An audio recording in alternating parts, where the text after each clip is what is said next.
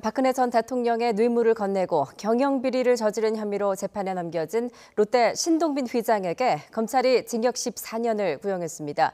특히 혐의가 얽혀있는 박근혜 전 대통령 2심에서 신동빈 회장 관련 혐의가 유죄로 인정돼 신 회장 입장에서는 낙관할 수는 없는 상황입니다.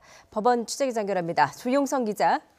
네, 서울 고등법원에 나와 있습니다. 네, 오늘 항소심 마지막 재판은 국정농단 사건 그리고 롯데일가 경영비리 사건이 함께 진행이 됐는데요. 먼저 어떤 혐의인지 짚어주시죠. 네, 서울고법은 오후 2시 10분부터 신동빈 회장 등 롯데 일가의 항소심 결심 공판을 진행하고 있습니다. 이 자리에서 검찰은 신 회장이 총수 일가에 500억 원대 공짜 급여를 지급한 혐의 등 경영비리 혐의에 대해 징역 10년을 내려달라고 재판부에 요청했습니다.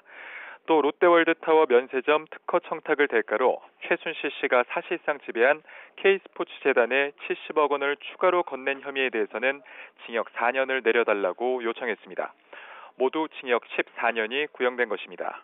그러면서 검찰은 재벌이라고 불이익을 주어서도 안 되지만 특혜도 주어선 안 된다며 이 자리에 있는 검사, 판사, 기자, 평범한 소상공인, 노숙자 상관없이 평등하게 적용돼야 한다고 말했습니다.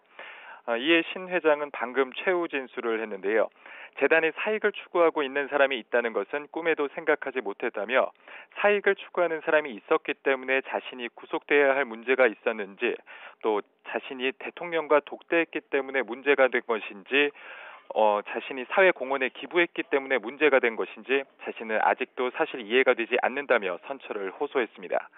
앞서 1심에서는 두 사건이 따로 진행됐고 경영비리 사건은 징역 1년 8개월에 집행유예 2년이 선고됐지만 국정농단 관련 뇌물공여 사건에서 70억 원의 뇌물공여 혐의가 유죄로 인정돼 징역 2년 6개월의 실형이 선고됐고 신 회장은 법정 구속됐습니다.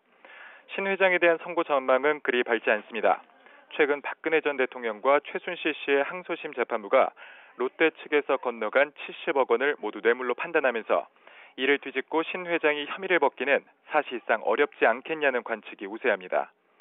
롯데일가 경영비리 결심이 열린 만큼 오늘은 그동안 건강을 이유로 모습을 보이지 않았던 신격호 명예회장이 출석했습니다. 검찰은 창업주 신격호 명예회장의 10년, 장남 신동주 전 롯데홀딩스 부회장의 5년을 구형했습니다.